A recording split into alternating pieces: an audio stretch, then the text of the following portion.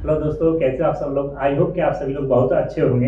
दोस्तों, आज के वीडियो में काफ़ी सेंसिटिव मुद्दे पर बात करने वाला हूं, जो कि अक्सर बात नहीं करते हैं। लोगों को इस सेंसिटिव मुद्दे पर बात करनी चाहिए। दोस्तों, अभी हमारा समाज में बहुत सारा परिवर्तन हो रहा है। बहुत सारी चीज़ें, टेक्नोलॉजी आ गई है, उसकी वजह से बहुत सारे परिवर्तन हुए हैं। जैसे जैसे परिवर्तन होते जा रहे हैं हमारे समाज में, उसके विपरीत कुछ नेगेटिव देखने को मिल रहा है। खबरों से पता चला है, रिपोर्ट्स आई हैं, उससे ये खबर सामने आई है कि पुरुष महिलाओं की अपेक्षा ज्यादा आत्महत्या कर रहे हैं। ये एक समाज के लिए अच्छा संदेश नहीं है, जो कि बहुत ही खतरनाक है। आत्महत्या किसी की भी हो, चाहे पुरुष हो या महिला हो, आत्महत्या किसी की भी अच्छी नहीं मानी जाती। तो आज हम जो बात करने वाले हैं वो बात करने वाले हैं कि पुरुष महिलाओं की अपेक्षा ज्यादा सुसाइड क्यों कर रहे हैं, क्या रीजंस हैं। उन रीजंस को जानने की कोशिश करेंगे और उनको समझने की कोशिश करेंगे। ये भी समझने की कोशिश करेंगे कि इनसे, या फिर अगर ये सुसाइड हो रही है, उससे कैसे बचाया जा सकता है पुरुषों को, या फिर पुरुष कैसे बच सकते हैं, और क्या क्या मेन रीजन है इस सब चीजों के। उन सब चीजों के बारे में डिटेल में जानने की कोशिश करेंगे। तो दोस्तों, अभी हम बात करेंगे कि जो रिपोर्ट्स आई है वो डेटा क्या बोलता है और क्या रेशियो है, डेथ रेशियो क्या है, उन सभी के बारे में समझने की कोशिश करते हैं। अभी एचडीआर तथा एनसीआरबी का डेटा सामने आया है, उनकी रिपोर्ट सामने आई है। उससे ये पता चला है कि पुरुष महिलाओं की अपेक्षा ज्यादा सुसाइड से मर रहे हैं, जो कि ये एक गलत खबर है हमारे देश के लिए, या फिर हमारे समाज के लिए, या फिर दुनिया के लिए। इसके साथ ही साथ ये भी पता चला है कि सुसाइड का अटेम्प्ट जो कर रही है वो महिलाएं ज्यादा कर रही हैं। दोस्तों, ये आत्महत्या का जो रेशियो है या फिर जो भी डेटा है, ये आज तुरंत नहीं आ गया। 8-10 साल पहले से डेटा है, उसका पूरा निकाला है इन्होंने, और अभी जो रेशियो है काफी बढ़ चुका है। तो वो डेटा हमें बताता है कि पुरुष महिलाओं की अपेक्षा ज्यादा सुसाइड कर रहे हैं। 2020 में सीडीबी की रिपोर्ट से पता चला कि यूनाइटेड स्टेट में आत्महत्या से मरने के 45,979 मामले सामने आए। यह यूनाइटेड स्टेट में ही नहीं बल्कि दुनिया के लिए भी काफी गंभीर समस्या है। अगर हम यूनाइटेड स्टेट की बात करें, ये जो आंकड़ा दिया है यूनाइटेड स्टेट का है, लेकिन ये हमारे पूरी दुनिया के लिए एक गंभीर समस्या है जो कि सामने देखने को मिल रही है। अभी हम समझेंगे कि एज के हिसाब से जो डेथ रेशियो है वो क्या है पुरुषों में। बचपन से लेकर के 18 साल की उम्र तक की आयु में ये देखने को मिला है कि जो रेशियो है 1:1 का रेशियो है। जैसे ही 18 साल के बाद की अगर हम बात करेंगे तो ये आंकड़ा आपको चौंकाने वाला है। 18 वर्ष से 30 वर्ष की आयु सीमा में ये देखने को मिला है कि ये जो रेशियो है 2:1 का हो जाता है। मतलब अगर 100 पुरुषों की मौत हो रही है तो वहां पर 50 महिलाओं की मौत हो रही है। तो मतलब ये एक तरीके से डबल आंकड़ा हो जाता है। अगर हम नंबर की बात करें तो ये नंबर 37,941 तथा 18,588 है। 30 से 45 वर्ष की आयु सीमा में जो रेशियो है वो 3:1 का है। 3:1 का रेशियो है। मतलब अगर 300 पुरुष मर रहे हैं सुसाइड से, तो वहां पर 100 महिलाएं सुसाइड से मर रही हैं। तो ये एक चौंकाने वाला है, क्योंकि ये वाली जो उम्र सीमा है ये एक इंसान की एक मिडिल एज होती है, जो कि सबसे ज्यादा एंजॉय करने वाली एज होती है, और उसी एज में सबसे ज्यादा सुसाइड हो रहे हैं, जो कि रेशियो काफी चौंकाने वाला है।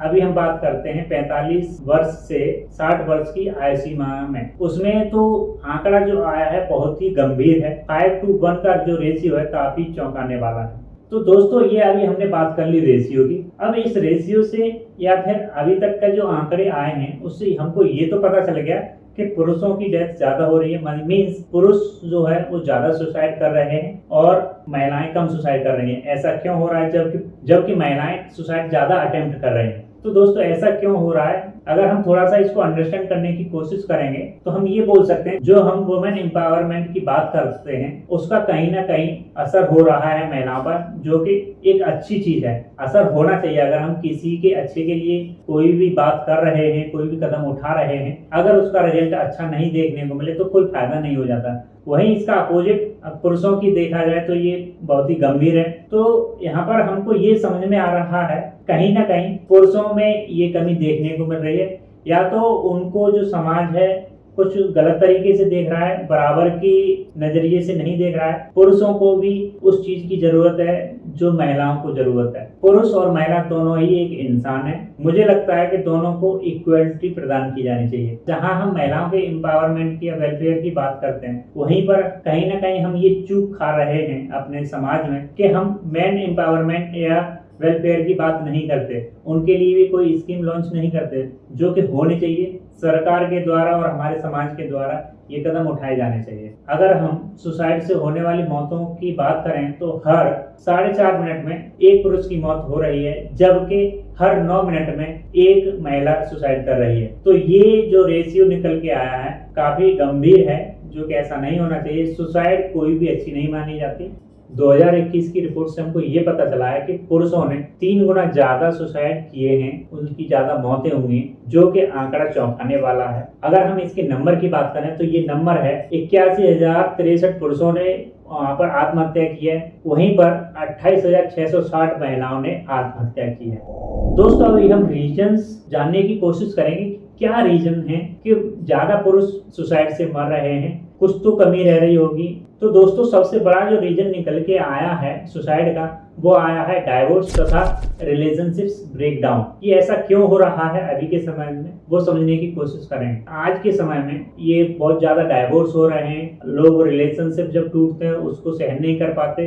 अभी हम समाज को देखते हैं तो अगर कहीं ना कहीं आप ये देखते होंगे कि सारी जिम्मेदारियां पुरुषों के ऊपर ही हैं, जबकि एक महिला पर बहुत कम जिम्मेदारियां होती हैं। ऐसा नहीं है कि महिलाओं पर जिम्मेदारियां नहीं होती, वो समझने के ऊपर है। 2021 की जो रिपोर्ट आई उससे ये पता चला तो जो 33% मौत है वो डाइवोर्स तथा रिलेशनशिप ब्रेकडाउन की वजह से ही हुई है। जो दूसरा रीजन है वो है स्कूल कॉलेजेस तथा ऑफिस में परेशान किया जाना। अगर स्कूल कॉलेजेस की बात करें तो वहां पर कहीं ना कहीं सीनियर परेशान करते हैं, और ऐसा ही जॉब में भी देखने को मिल रहा है। कहीं ना कहीं सीनियर जॉब में भी होते हैं, या फिर बॉस, या फिर वर्कलोड ज्यादा हो जाता है तो वहां पर भी थोड़ी सी परेशानी झेलनी पड़ रही है। तो एक ये बड़ा रीजन निकल के आया है।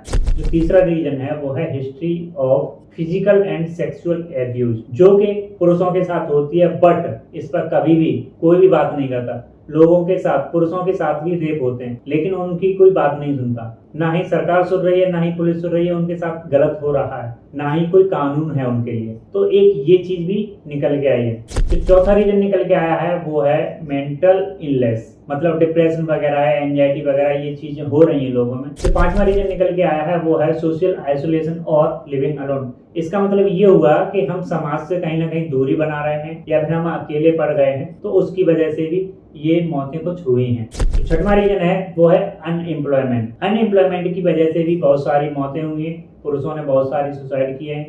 एक जो सातवां रीजन निकल के आया है, जो लोग अल्कोहल या ड्रग्स वगैरह यूज कर रहे हैं, कंज्यूम कर रहे हैं, वो क्यों कर रहे हैं कि वो ये सोच रहे हैं कि हम जो डिप्रेशन वगैरह है, जो हमको कोई परेशानी हो रही है, उससे हम बाहर निकल आए। लेकिन कहीं ना कहीं ये एक गलत इम्पैक्ट भी दे रहा है, जिससे कि लोग सुसाइड करने पर मजबूर हो जाते हैं। अभी हम बात करेंगे कि how to prevent suicide in main.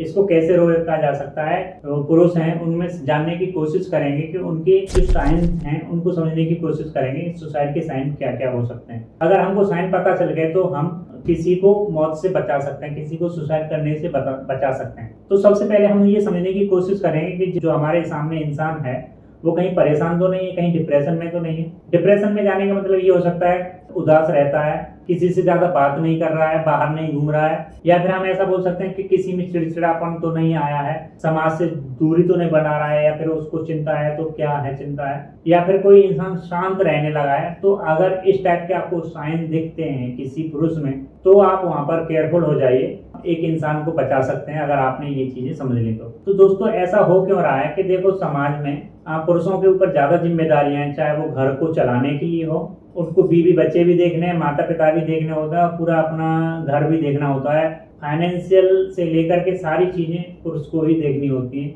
महिला पर थोड़ी सी कम जिम्मेदारियां होती हैं, बट ऐसा नहीं बोल सकते कि उन पर जिम्मेदारियां नहीं है। तो नेक्स्ट पॉइंट है जो है ऑफरिंग सपोर्ट। जब हमको ये लग रहा है कि सामने वाला इंसान सुसाइड कर सकता है, कोई भी पुरुष में अगर डिप्रेशन वगैरह की चीजें या फिर एंजाइटी वगैरह आपको देखने को मिल रही है, या फिर उसने कभी सुसाइड के लिए अटेम्प्ट किया है, तो हम उसकी बातों को केयरफुली सुनना चाहिए और उसको समझाना चाहिए। सबसे पहले हम अगर उसका रीजन जान लेंगे कि एक्चुअल में उसको प्रॉब्लम क्या है, तो हो सकता है प्रॉब्लम वहीं पर समाप्त हो सकती है। अगर ऐसे लक्षण आपको देखने को मिल रहे हैं तो वहां पर इंसान को सपोर्ट करें, उससे बात ज़्यादा करें और पूछें। जैसे कि अगर आप हस्बैंड वाइफ हो तो आपको प्यार से चीज़ें पूछनी चाहिए कि एग्जैक्टली उसको प्रॉब्लम क्या है, कहाँ प्रॉब्लम आ रही है। अब हो सकता है वो अपनी प्रॉब्लम आपको जल्दी शेयर कर देगा, तो हो सकता है उसकी प्रॉब्लम सॉल्व हो जाए। तो ये सारी जो चीज़ें देखने को मिल रही हैं वो देखने को ना मिले। एक तरीका और है, अगर आप चीज़ों को इग्नोर करना छोड़ दें। जैसे कि अगर आपको जो साइंस मिले, जैसे कि डिप्रेशन में गया इंसान, या फिर एंजाइटी वगैरह है, किसी को चिंता है, या फिर गुमशुदा सा रहता है, सोसाइटी से अलग हो गया है, किसी से बात नहीं कर रहा है, अगर इस टाइप की चीज़ें हो रही हैं, उस टाइम पे आप उसको इग्नोर मत करो। वहाँ पर उसको आप कोशिश करो, उससे बात करने की कोशिश करो, उससे चीज़ें पूछो और उसको बोलो कि भाई तुम डॉक्टर के पास जाओ। अगर आप ये चीज़ें करेंगे तो हो सकता है आप किसी की सुसाइड होने से बचा सकते हैं। जो चौथा पॉइंट है, इग्नोर यूजिंग मोबाइल फोन। तो दोस्तों मुझे लगता है ये वाला सबसे बड़ा फैक्टर है जो मैरिड कपल्स में आ रहा है अभी की जो 30 से 45 वर्ष की आयु सीमा में, तो वो सबसे ज़्यादा बड़ा फैक्टर है। और जो भी रिलेशनशिप ब्रेक डाउन हो रहे हैं या फिर डाइवोर्स हो रहे हैं, सबसे बड़ा रीजन मुझे लगता है मोबाइल है। अगर आपको लगता है कि आप ज़्यादा मोबाइल यूज कर रही हैं तो आप मोबाइल को दूर फेंकें। आपका पति परेशान है, उससे बात करें। अगर आप किसी और को समय दे रही हैं और आपका पति परेशान है तो कहीं ना कहीं आप जिम्मेदार हैं उसकी मौत के लिए या फिर सुसाइड के लिए। क्यों कि इंसान को एक चिंता हो जाती है कि मेरी बीवी है, मेरे लिए टाइम नहीं दे रही है। इंसान पूरे दिन बाहर रहता है और वो काम करके आता है, तुम्हें नहीं पता कि उसने कितना हरासमेंट सहा है बाहर। हो सकता है बाहर किसी से लड़ाई भी हुई हो, किसी ने गाली गलौज कर दी हो, तो वो आगे अपने बीवी बच्चों को नहीं बताएगा। और आप अगर उनसे बात नहीं करेंगी तो आपको चीजें पता ही नहीं चल पाएंगी। ज्यादातर पुरुष होते हैं वो बताते नहीं है उनके साथ अगर कुछ गलत होता है। आप बीवी हो उनकी तो आपसे ज्यादा वो किसी से खुल के बात नहीं कर पाएगा। जो इंसान अपनी बीवी को बता सकता है वो कभी भी किसी को और को नहीं बता सकता अपनी बात। तो आप एक पत्नी हैं और आप अपना ज्यादा मोबाइल यूज कर रही हैं, तो आज से ही अपना मोबाइल यूज करना बंद करें, अपने हस्बैंड को टाइम दें। आपके रिश्ते भी सुधरेंगे और हो सकता है आपका पति अगर सुसाइड करने वाला है तो वो ना करे। अभी हम बात करेंगे how to get help. Help लेने के भी बहुत सारे तरीके हैं और कहाँ से हमको हेल्प लेनी चाहिए अगर हमारे साथ ऐसा कुछ हो रहा है। पहला, फैमिली डॉक्टर से या फिर किसी डॉक्टर से मिल सकते हैं अगर हमको थोड़ी सी प्रॉब्लम हो रही है। साइकोलॉजिस्ट से मिला सकते हैं अगर आपको लग रहा है कि सामने वाला इंसान परेशान है तो उसको सजेस्ट कीजिए कि वो साइकोलॉजिस्ट से मिले। साइकियाट्रिस्ट के पास भी आप भेज सकते हैं। आप लोग सामुदायिक मानसिक स्वास्थ्य केंद्र में भी जा सकते हैं, वहाँ पर भी अपनी समस्या को बता सकते हैं और वहाँ से सॉल्यूशन आपको मिल सकता है। अभी हम बात करते हैं कि इन सब को रोकने के लिए सरकार क्या कर सकती है, व्हाट गवर्नमेंट कैन डू। जैसा कि अभी हम देख रहे होंगे कि हमारे समाज में पुरुषों के लिए और महिलाओं के लिए कानून अलग अलग है, जो कि नहीं होना चाहिए। पुरुषों के साथ भी बहुत गलत होता है। जैसे कि अगर हम एक एग्जांपल ले लें कि रेप का केस पुरुषों के साथ भी होता है, महिलाओं के साथ भी होता है, लेकिन पुरुषों के लिए कोई लॉ ही नहीं है। डोमेस्टिक वायलेंस पुरुष के साथ भी होता है, महिलाओं के साथ भी होता है, लेकिन महिलाओं के लिए लॉ है, पुरुषों के लिए कोई लॉ ही नहीं। आज के समाज में बहुत अलग है और समाज बहुत बदल चुका है, तो लॉ को भी बदलना चाहिए। सरकार को इस चीजों पर ध्यान देना चाहिए। इसके अलावा मेंस वेलफेयर से रिलेटेड कोई स्कीम चलाई जानी चाहिए सरकार के द्वारा। पति और पत्नी के लिए बराबर के कानून बनाए जाने चाहिए। तो सरकार को इन चीजों पर ध्यान देना चाहिए कि स्त्री और पुरुष के लिए बराबर के कानून बनाने चाहिए।